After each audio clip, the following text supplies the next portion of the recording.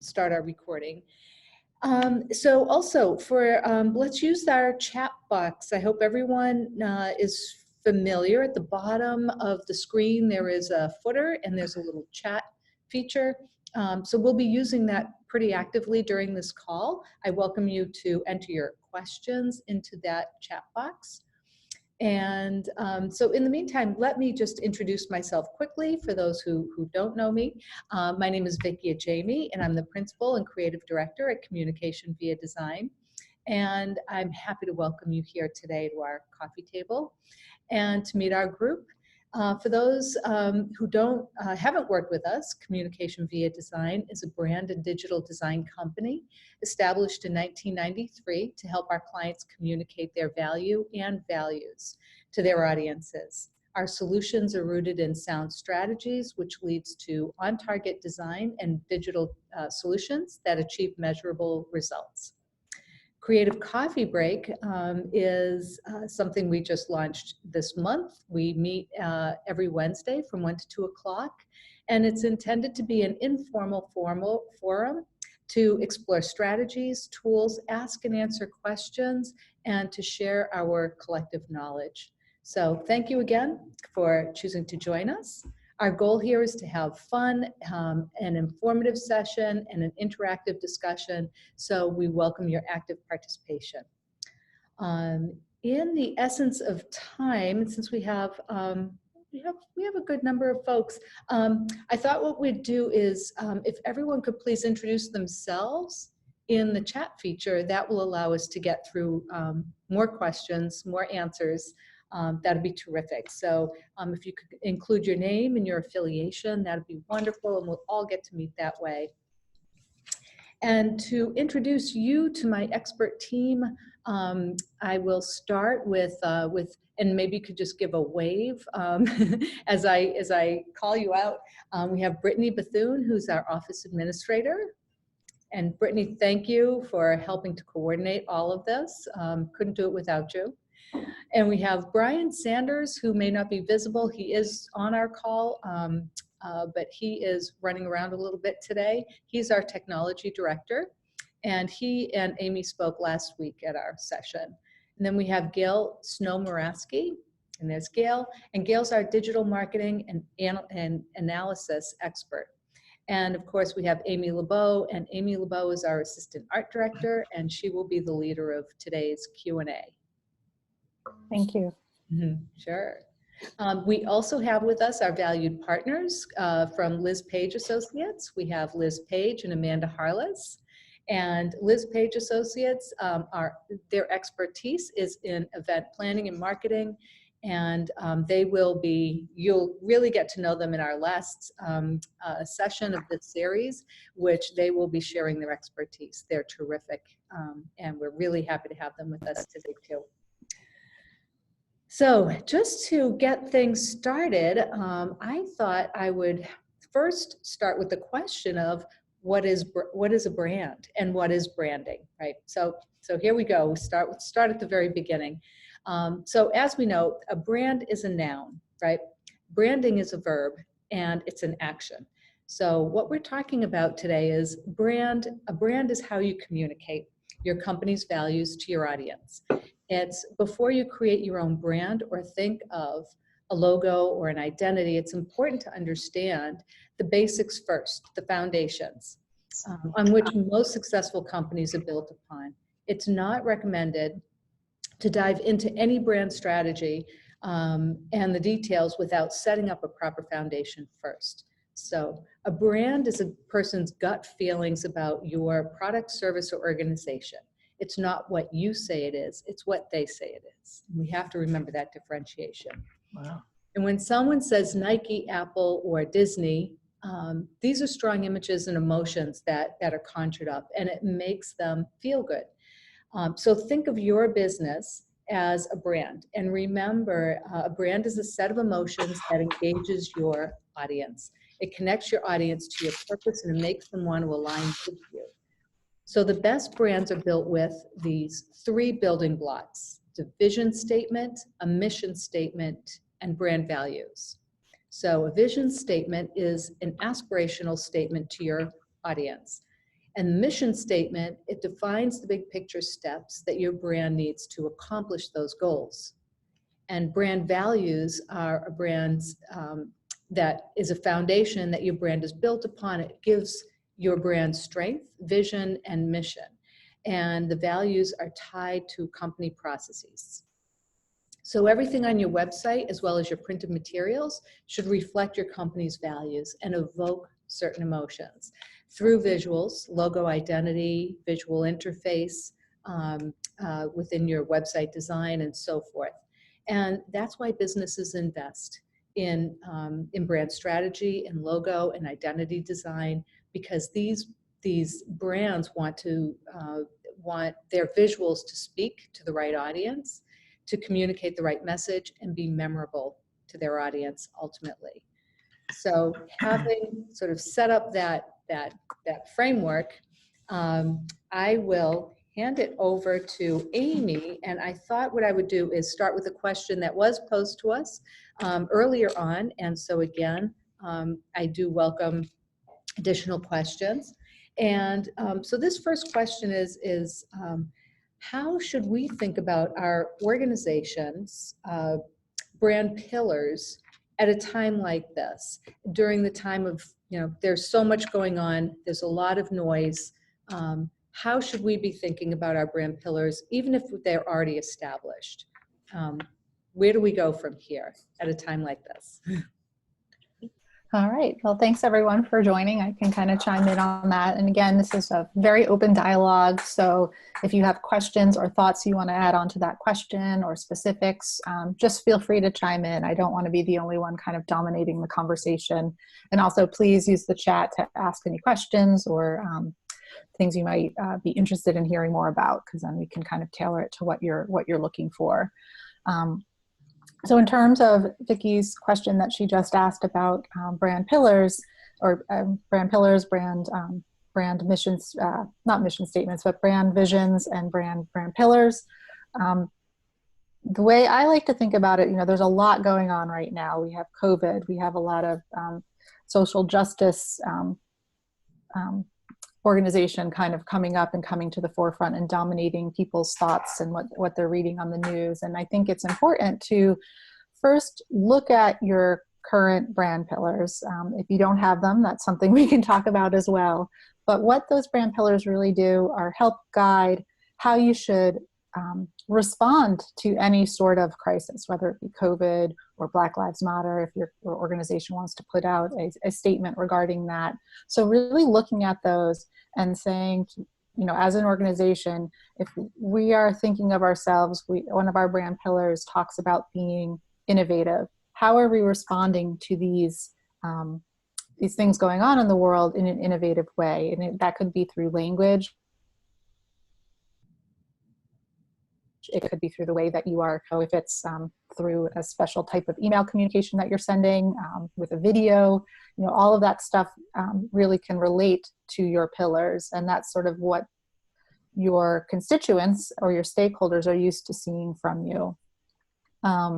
So looking at and evaluating, do our brand pillars hold up, and can we communicate to our audiences in a way that will be authentic to those brand pillars? And if you're finding or you're struggling to say, we want to express ourselves in a certain way, but it doesn't align with the brand pillars we've established, it might be time to make some adjustments to your brand pillars. So if you are innovative, but you're not disruptive, so a disruptive type of brand might be Uber, right? They totally turned the transportation on its head. And the message you want to get out to external stakeholders about a certain topic feels like it might be disruptive and put a big stake in the ground, but your company or organization is not. You may want to rethink, do we want to move in this direction? Do we need to reevaluate our brand pillars? Is that clear to everyone? Who all sort of has worked with brand pillars before, or is this a new term for folks? We get a half and half, so. Ellen, Ellen, do you want to talk about that a little bit? unmute. I mean, it becomes so political. I feel like at every company I've worked for, the politics of the mission and the values and the vision make it so difficult to actually get it done, to get them articulated in a way that works for the company, that makes sense to the employees. I think it just gets kind of balled up sort of in committee at the top. And it's really, really hard to get everyone to sit down and really address. So for example, at the Symphony, our mission was inspiring joy through the arts, which is really a vision, not a mission. And now it's been shrunk to just inspiring joy, which could be anything. You know, it doesn't say anything about how we do that. And I keep trying to poke at it a little bit, but it's like, you know, poking a bear. So I try not to get into a big discussion about it, but it is very, there are people who have strong feelings about it. There are people on our board that feel one way, our conductor feels a different way. And I've seen that in other companies too, where it's people have different things. They don't agree on what the mission is, what the values are, and then they make up a list of values and sort of impose them upon the company. And the employees don't agree with, you know, this isn't who we are. This isn't what our company does. So I think it's tough. I think the people, as usual, it's people who make it complicated. So. You bring up a really good point. And when we work with organizations on that mission, vision, and brand pillars, when we do our discovery, it includes internal stakeholders, and those include board members, the CEOs of those organizations, but we also talk to employees, right? Because we want to make sure their voices are heard, because our goal is that internally, all people in the organization can really adopt these brand pillars of this vision, this mission, and make it a rallying cry. And that's how we know we've been successful, is when the entire organization is to rally around it and find value in it. No one really likes to be told from the top down, this is who we are now. And if it doesn't feel authentic to the day-to-day work that the employees are doing, it's never going to come across to your external audience. And then in fact, there's a disconnect between what's portrayed and what that external audience is receiving from the organization. So you bring up a really good point, but one of our biggest goals is to make sure that when we do some sort of rebranding effort, we do talk to all of those different types of stakeholders to make sure that there's consensus. We've also worked with companies to make sure that, you know, let's say it's a large organization, so we're not going to be interviewing all 200 employees, but there are ways to roll it out to the internal constituents and the internal groups, not just external. So that's also something that we consider, is how does upper level management now communicate this new vision, these new values to the employees, so that there's a rallying cry behind it. And pre-COVID, that could have been sort of a rebrand launch party, when everyone gets their new business cards with the new logo and whatever the tagline or vision might be. So there's a lot of, it's not just an external facing strategy. It really involves the internal groups as well. Anyone else have that same experience with internal groups and adopting these visions, these pillars? I guess, if possible, could you talk a little bit more about what you just referenced of how you would adjust to the COVID times, and if you're going to roll out a new vision to a larger group of employees, and how you might go about that process, given that we all can't be together to come around something physically? Yeah. So, you know, the process would probably start with some discovery. And that's not the rollout part of what those brand pillars are. We would have discovery, and normally that would be in person. Now that's not. So a lot of phone calls, Zoom calls, all of that sort of stuff. We put together recommendations. And then to go through a whole process of, you know, writing those with the internal team, and then sharing our thoughts and kind of narrowing down the language. So a lot of it's done virtually at first, and then in order to talk to the rest of the internal group, it could be, you know, very different ways. I don't think we've done any since COVID has started where we've kind of launched an internal launch of a rebrand just yet, but there's ways to do it. It could be through creating a brochure so that the internal audience can kind of have something that they can reference. And that could be just as simple as the brand guidelines. So normally when we do a rebrand, we'll provide a brand guidelines, and within that we can house the mission and a little bit of the backstory about how that came to be. We can also incorporate the pillars, and then some language about how to talk to each of those pillars, and then also some language on how that you might tweak your language depending on your audience, right? So donors might get an innovative message, but it might feel very different than the individuals who might be receiving services. So those are all very important things to think about. So, and it could just be a Zoom party, it could be, a group. If it's a large organization, maybe it's in groups by department where, the CEO is talking, or whoever, upper level management or the marketing team that sort of led that up. So that it becomes sort of a joint effort rather than something that's just being handed down. I think that's the biggest mistake we see when rebrands happen, is that there's no way for them to build consensus with the other internal team. I'm just reading this, some of these comments here. Another mistake company leaders make is assuming that the brand is the logo. That's great. Yes, definitely. When you think of Apple, and I know Vicki mentioned some of these names, you know exactly what you feel when you walk into that store, right? It's a feeling, it's an emotion. So sometimes, depending on the client, we might ask during a rebrand, if you were to have a celebrity spokesperson, who would it be, right? So is that spokesperson Michelle Obama? Is that spokesperson Kim Kardashian? You have two very different types of brands. And a lot of that is just creating the emotion around the brand. And that's what people really connect with. I might have my Apple logo sticker on my car, but that means a lot more than just that actual physical logo. It's a mindset, it's a mentality. And could you talk a little bit about how that mindset, that mentality is created? Yeah, so that's everything. I think it all starts with the vision, the mission, and the brand pillars. Everything, when we're thinking about brand strategy, stems off of that, right? So every communication, even if it's an email you're writing,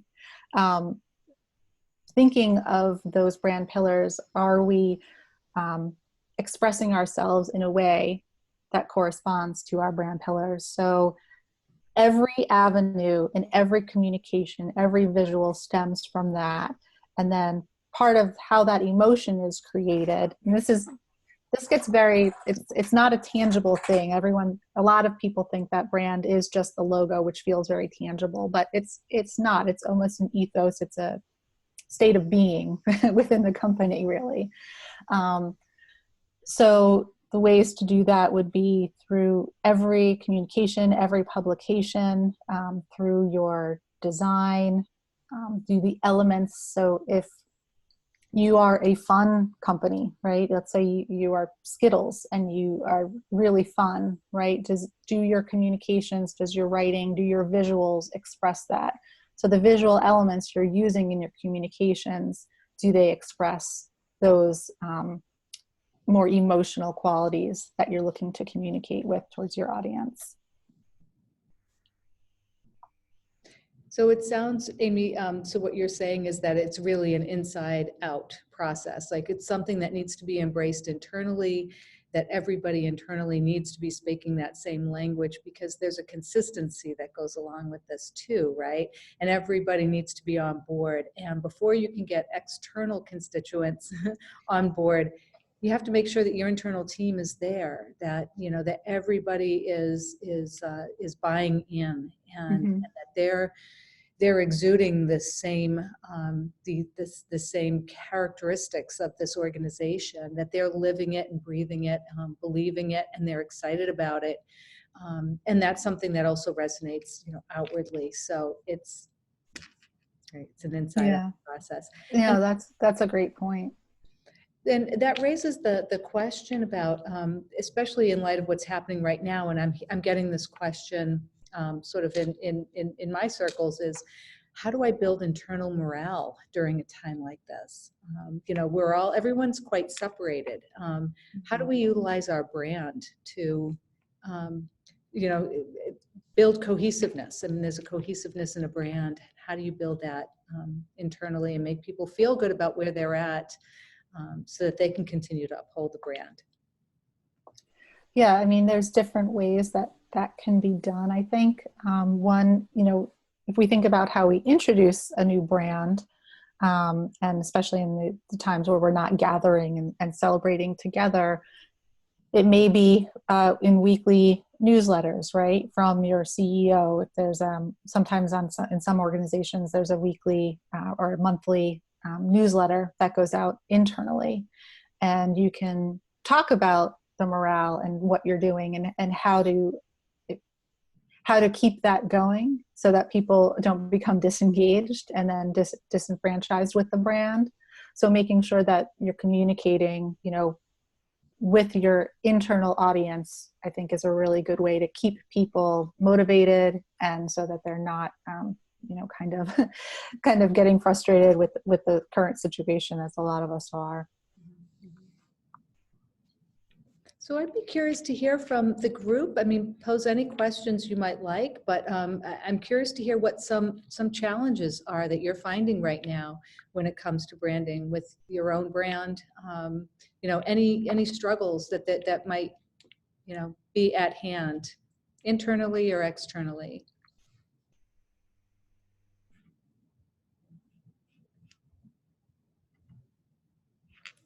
Anyone? Everyone's all good? I'll jump in. So I have now been at Masco for a solid 4 days, so I can speak very well to how things are going here. But my previous role was at the City of Boston, and I just put in the chat a little bit about over communication. In the past, since you're all in person, you can hear things that are happening, have little conversations with maybe your senior team to get an idea of what they might be working on. You no longer have that communication. You no longer have those opportunities. And we found that people felt very removed, both physically, but also mentally, from the organization that we were running. And so over communication in a way that we had never done before became really key, and in a way that was interactive, not just, you know, here's the newsletter from us or the video communication from us, but a way similar to this, where you could have people going back and forth and asking questions that they would have been able to ask in person. So I think COVID, especially for municipal government, really changed the way that we had to interact with both our employees, but also our constituents. So I can speak more to that than Masco at this point in time, but it definitely was, I think, for everyone, a very quick turnaround of how we could make some of those systems work that we didn't have in place before. That's great that you guys were able to do that. Who knows if it was successful, but we definitely tried. Any other struggles? I have a non-COVID challenge in that the Cape Symphony merged with the Cape Conservatory 10 years ago, so long before my time. And the name was changed to Cape Symphony and Conservatory, except that the brand is really still used separately in a lot of communications. And that has made some sense, but in some ways it hasn't made sense. It's been really tough, and it's been very politicized. The attempt to truly merge the two organizations has been, 10 years in the making, and it still isn't done. And the latest move is that our new executive director just wants to drop the conservatory name altogether and just have Cape Symphony, even though we're going to continue to do classes. So we're kind of bringing the conservatory's programs underneath the symphony name, without really doing any kind of exercises to figure out whether this is the right thing to do or not. And the constituencies of the two organizations are very different. So the symphony patrons are, as you can imagine, older people for the most part, a lot of retirees, that kind of thing. And the conservatory parents who send their kids to music lessons are, in their 30s and 40s with, young parents with kids, very different demographics, different income levels. So I'm struggling to get the people I work with to understand that it is a struggle, that it's not going to be simple that we can't just have one type of communication for these people who are so different. And we're really selling two different products, but we're going to be doing it under this one brand. So. Yeah, that does happen a lot with mergers, and then also with very different types of constituents, right? And what their needs are. And, you know, one suggestion we might have is talk to those different external stakeholders and find out, you know, maybe you find that people don't really understand the difference between Cape Symphony and Cape Conservatory, and they just lump it under one thing, and then maybe it's okay, but you won't know that until you talk to people. It's really important to understand what's the equity in each of those names right now, right? So internally you may think there's not a lot of equity in that conservatory name, but maybe there really is once you talk to the external folks. Or maybe it means that there is a name change that happens, Cape Music, I'm not sure what it is, but then you can talk about, then it becomes a little bit easier to talk about the merge and coming under an umbrella. So there's lots of different approaches, but I think from our perspective, it always starts with a distinct discovery of talking to those external folks to understand where they are and where they see the value. Yeah. Does that make sense? We often find in situations like this that some of the fears and assumptions that go on internally, once they're tested externally, it's a whole different set of factors. Some of it is not as it's not as important as they think it is internally, and sometimes it's the other way around. So it's always good to go out and talk to your constituents, have really meaningful conversations, and people like to be heard, especially as changes are happening. It gets them on board. It gets them on board a little bit easier, and they feel like they're part of that solution. So it's, it does a company or an organization a lot of good to go out and hear. Yeah, that makes a lot of sense. Thanks. Yeah. And it's also important, I think, for an external group to be asking those questions. If it was someone from the symphony asking, those folks will probably respond with what you want to hear, what they think you want to hear, or they want to be nice. So generally, it's good to have that through an external party so that they can be a little more candid. Sure. Great. Although I will say we do customer surveys pretty often after a concert, for example, and our customers have no fear about telling us what they think. So. Especially the retirees, they have a lot of opinions, so, and rightly so. Yeah. Yep. Great. Well, what are some other challenges? So we're hearing some of, over communicating. We're hearing a little bit about under communicating. What are some other challenges? So I am having a little bit of a different challenge. And I guess my challenge is about brand flexibility.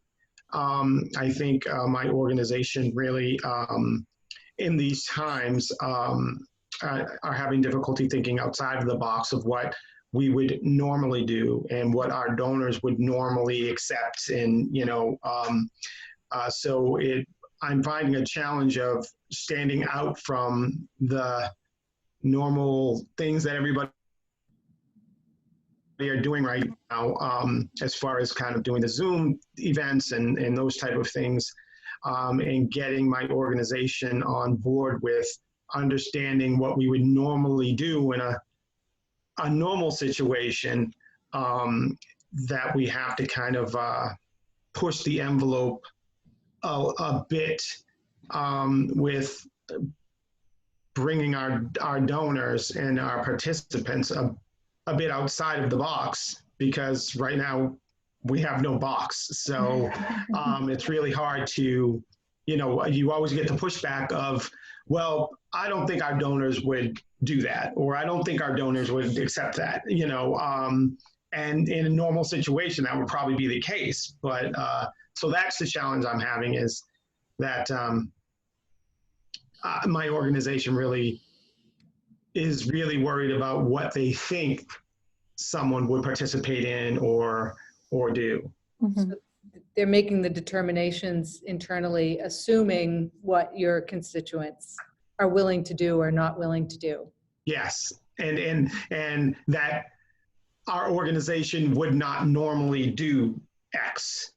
Mhm. You know, we don't normally do that. We don't, this isn't something we do. And it's like, well, this isn't a situation we're always in. So we really have to start doing things that we normally wouldn't do to stand out from a crowd and, not just be another conference call event or another something that, we stand out and we're unique and memorable.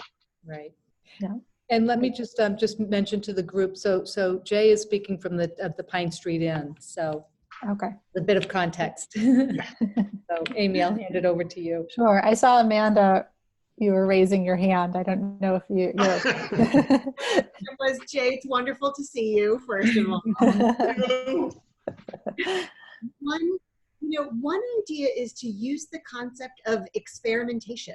We're going to do an experiment with an event, and we're going to tell our audience it's an experiment that we want them to do with us. Let's try it out all together. Let's see what we love. Let's see what works. Let's see what doesn't. But, maybe if you're thinking about an event, for example, maybe it's a smaller event with a group who would be willing to give lots of feedback, and we can see what works for Pine Street Inn right now. Let's experiment together. Yeah, that's a great idea. That. Oh, go ahead, Liz. I agree with that. Jay, I just sent you, great to see you.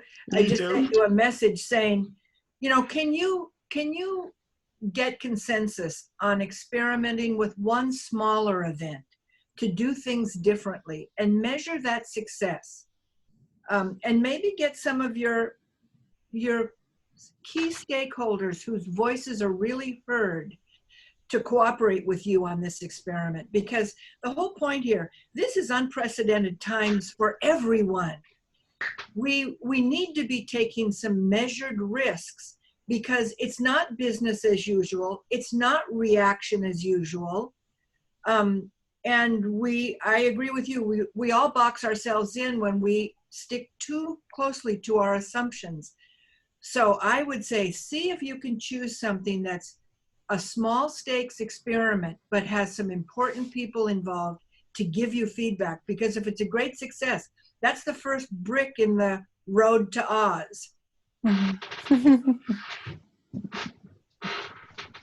Great. Yeah, and I have a few events that we can actually do that with. You just have to get the buy-in, right, to do the experiment. But it can be challenging in the type of organization that I work in.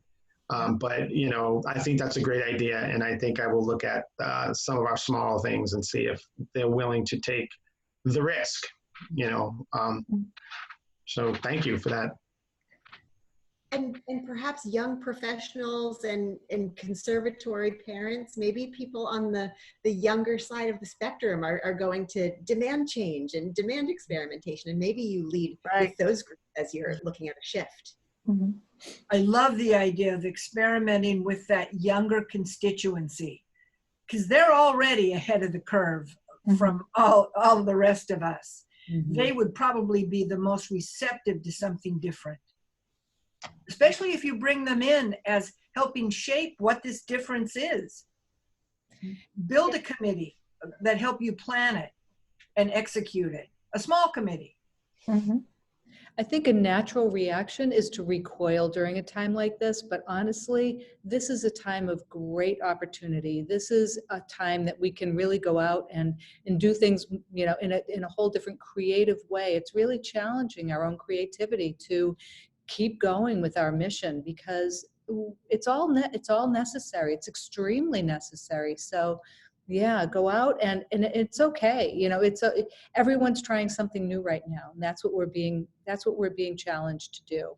One of the things that we're doing we've talked to a lot of our organizations about is never in a million years would we have said, open your event for free. Never in a million years. But now we are saying, Open it. Do a traditional sponsorship campaign. Make your money in advance. That approach hasn't changed. The benefits have changed in this virtual world, but going out and seeking family support, individual support, corporate support, that hasn't changed.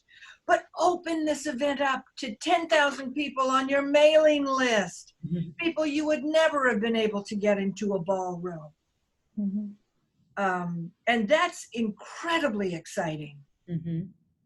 Yeah, for the organizations we've seen lean into this time and really do things differently and welcome more people to the table, to the event, or just outreach, people are paying attention. They really are right now. So grab that attention while you can. We've seen great success, and especially in fundraising at these events that are now free. You know, the goals of these events have really been exceeded, and where organizations have had to really pivot on a dime to make these things happen virtually, thinking, you know, it's a big risk, but, you know, we're constantly surprised what we're seeing as far as the results. They're being met. The goals are being met. And one thing to consider too, maybe you're not raising as much, but your overhead for some of these events is a lot less. You're not renting a space. There's no catering, you know, so it all sort of evens out, and your upfront costs and risks are actually a little bit less in some of these experiments.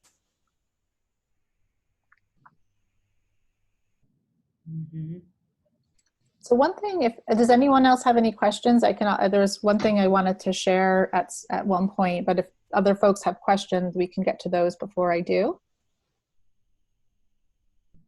No other pressing questions. Okay, so let me share the screen.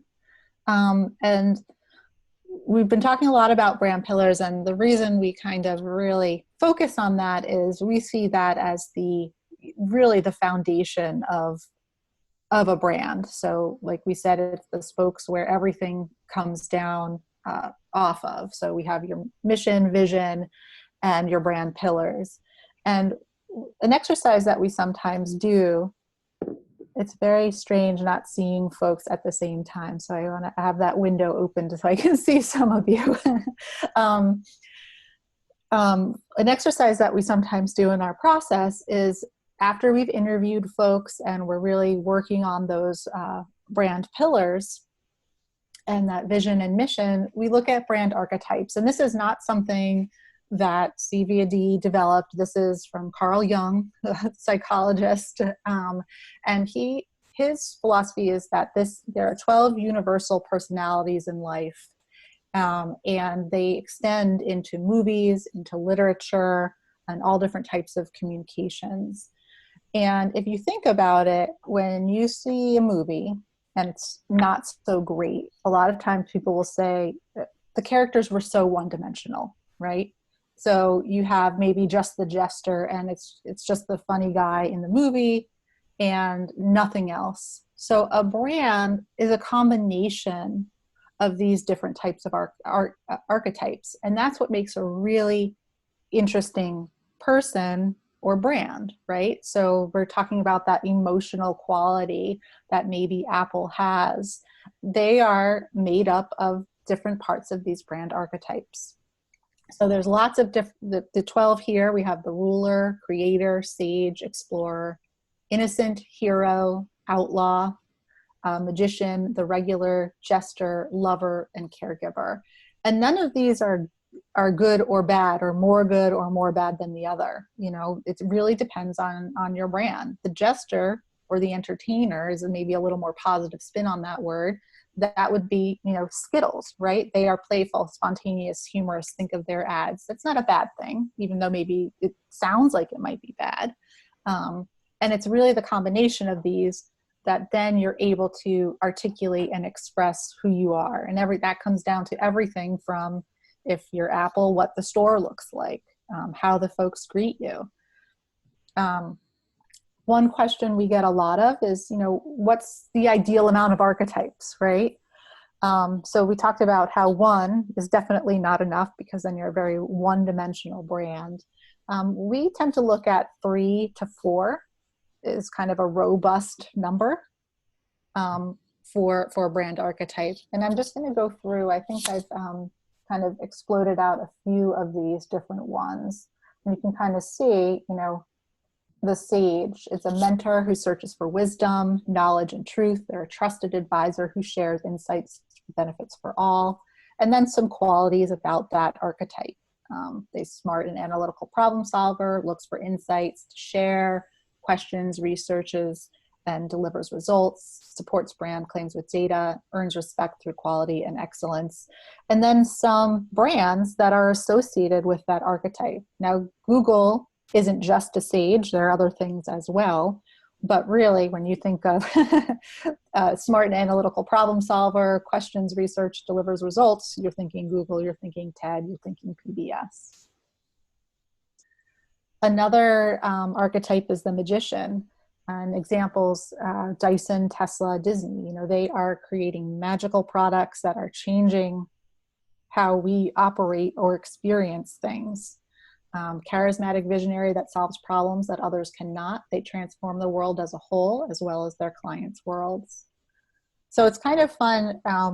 You know, this is something you could do internally. It's something that we would recommend to also bring in a third party to kind of lead you through this exercise, because again, when you have that those internal blinders on, you're going to pick kind of what you want, and maybe it's not where you need to be, or maybe it's not where you need to be to stand out from competition, or how your external audience sees you. So when we go in and do our discovery, we're really thinking about how are all of the internal and external factors aligning to create an archetype that's not only authentic, but allows you to grow into something, right? We may not want to put where you are right now. Maybe something's a little bit aspirational so that you can grow your business or your organization where you want it to be. The caregiver, so there's Oxfam, Toms, you know, because they donate money for the shoes. World Wildlife Federation is compassionate, dependable advocate for others that believes in the power of service for the greater good. So you're able to start when you see these archetypes and you see well-known brands that might be defined as this archetype, you can kind of start to see where does my brand fit in? You know, no one here is Apple, which is fine, but we can align ourselves with elements of Apple if it's accurate to who we are, where we want to be, and how external folks view the organization. I think I have one more, the hero. Bold and fearless leader who excels, inspire greatness in others, lead by example. They want to leave their mark on the world. So we have Nike, obviously, all over that. BMW with their impeccable driving machines. FedEx, who will get any package anywhere, regardless of, well, maybe if there's a hurricane, they might not be able to. But this is my personally one of my favorite parts of the brand strategy process, because it allows for a lot of dialogue with clients, and it starts to make something that feels very high level and something out of reach a little more tangible. Anyone have any questions on these? This makes sense, or something that you could see adopting into your organization?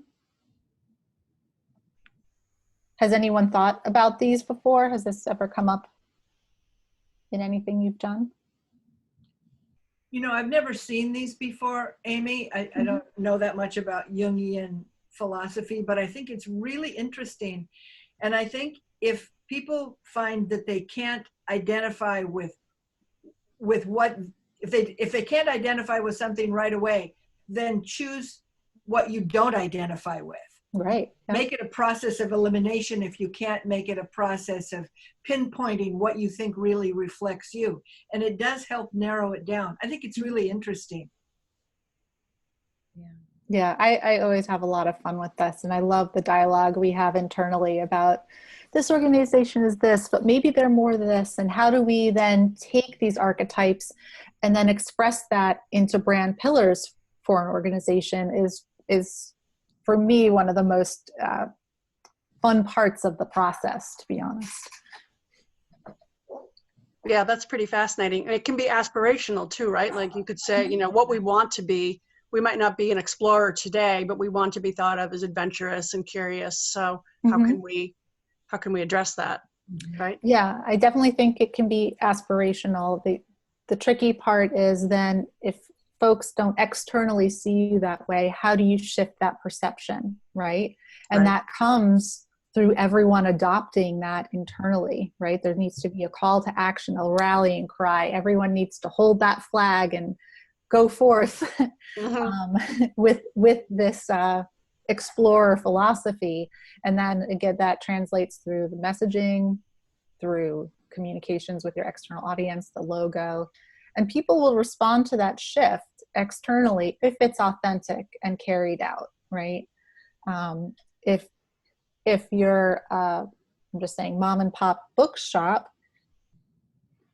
you're not going to be the outlaw. You're not cutting edge. You're not unconventional. You may be passionate, but you're more rooted in something that's more traditional, right? So you want to make sure there's authenticity there. If you are a mom and pop bookshop, but you're selling, lots of different types of books that relate to progressive tendencies, then maybe you are an outlaw in the book world, so you can adopt that. And there's a great documentary about a mom and pop bookshop in Los Angeles that is actually a great source of gay porn. I think they closed. They did. I saw that documentary. Yes. Yeah, like for 30 years. Go figure that brand. That's a very specialized niche. And I just want to say this. Unfortunately, I have to jump off to another call, but I want to say about this dueling brand business is that I have lived through dueling brands that were extremely successful.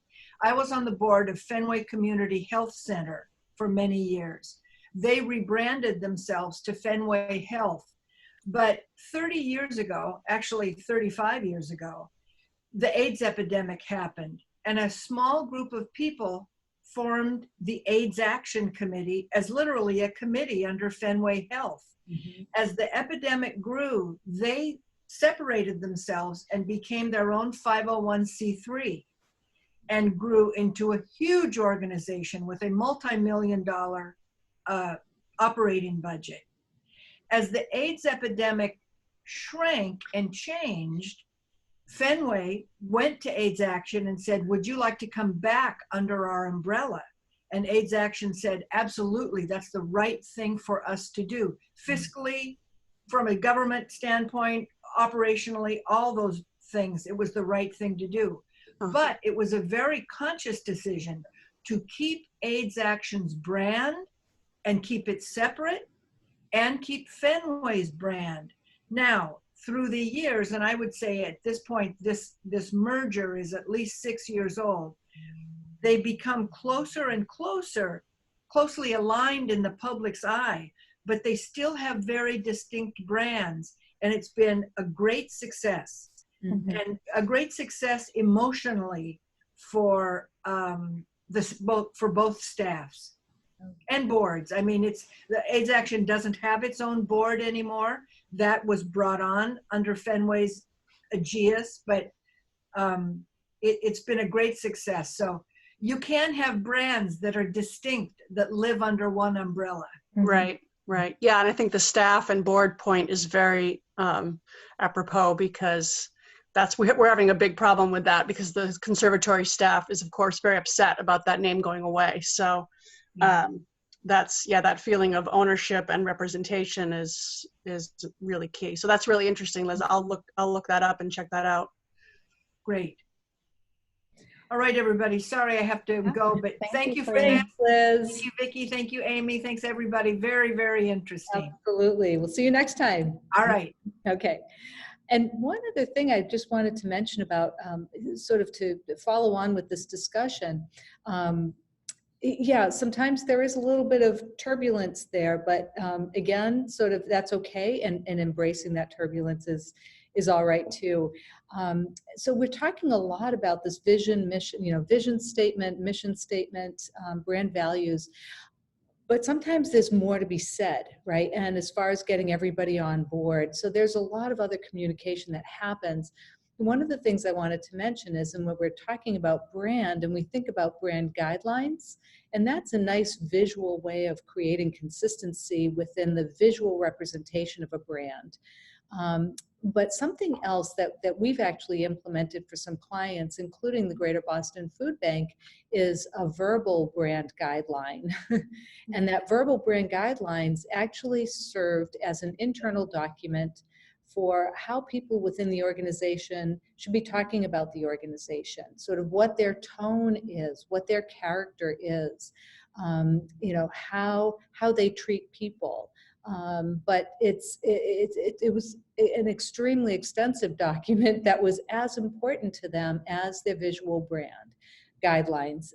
So it brought everybody on board and they're speaking the same language. And that's important because not only about among people speaking among themselves within the organization, but when they're all talking to reporters externally, that they're giving that same message in the way that they talk about the organization, in the way they talk about their mission and their values, as well as their products, as well as their audiences. So they're speaking the same language.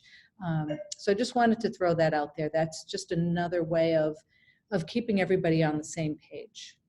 Mm-hmm. And getting buy-in. Yeah.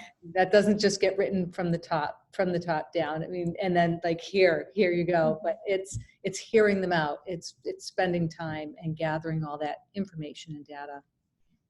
And I think to piggyback on that, that's where that messaging may shift. The dials may shift in the language you're using and what you're presenting based on the stakeholder. So a donor may want to better understand, okay, what's the impact you're having in my community, because I want to give my dollars to an organization that's going to have impact, right? So if so you may be if one of your brand pillars is about being impactful and having an impact, the way you talk about impact to a donor is different than you might talk to an impact to a parent of a child who's receiving early intervention services. Right? Impact has different meanings, and the way you dial that language is different depending on your stakeholder. Yeah. But you're still communicating impact to both, if that makes sense. Exactly. I think we have time for one more question. Anything at all. Can be completely something we haven't even touched upon. Is there anything else that's on your mind right now?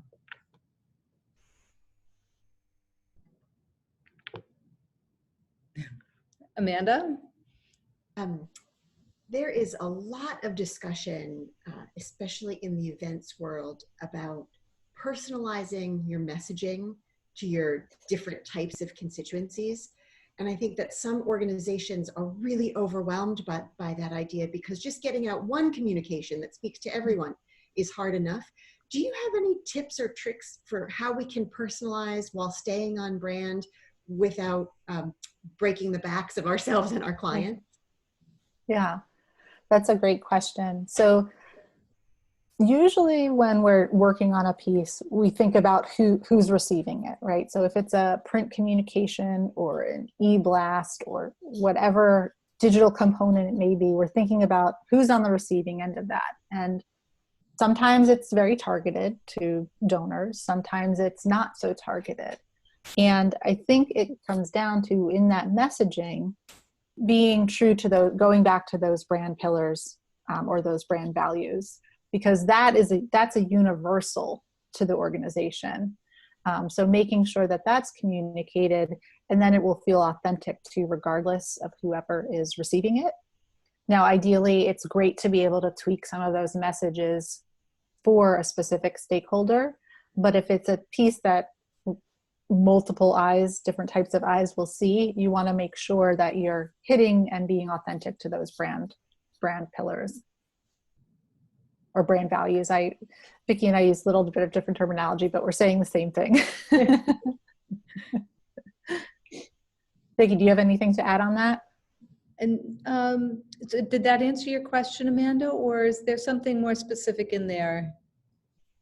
No, that does it. I mean, honestly, for many of our clients, we're at the beginning stages of thinking about how to target and personalize communication. So, Amy, your response helps me sort of dial down the anxiety.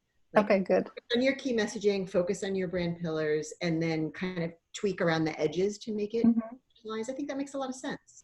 Yeah, trying to make everybody happy or to speak to every audience gets very confusing and hard to manage. Right, and then it just doesn't then it's not successful when it goes out into the world, because it doesn't feel authentic, it doesn't feel targeted, it doesn't feel substantive enough. That word's beyond my capabilities right now. One thing we also hear sometimes is a brand refresh versus a brand redesign. When to go that route. And I think our answer, again, stems back to discovery. What equity is in the old brand? If it's just color refreshes, why? It shouldn't be because someone on the board hates green, right? So really been there. And so really that's where I think we would start, is whether or not a brand redesign is appropriate or not. It comes down to talking to internal and external stakeholders, and then making a recommendation from there. Great. Well, we welcome more questions. Obviously, we're happy to chat offline. We'd love to continue this conversation. We do have 2 more sessions coming up in the following weeks, and I hope you can join us. The next one will be on digital marketing and analysis, and Gail will be answering your questions there. That's actually a session that's almost full to capacity. So if there's anyone else that you know of that might want to join, you might want to have, pass it along to them and have them contact us quickly. We're very excited about that. And then of course, Liz Page Associates will be handling the 4th and the final webinar, and that will be on event planning, marketing and planning. So they're terrific, as some of you know, and hopefully the rest of you will come to know. Thank you again. I hope you found this information valuable. Again, we welcome more conversation, and feedback is always welcome. So please let us know what you found here, and maybe what we could improve upon. We're always looking to improve. And so I say thank you, and be well, lead well, and stay happily caffeinated. We'll see you at the next coffee break. Thanks, everyone. Bye-bye. Take care. Bye.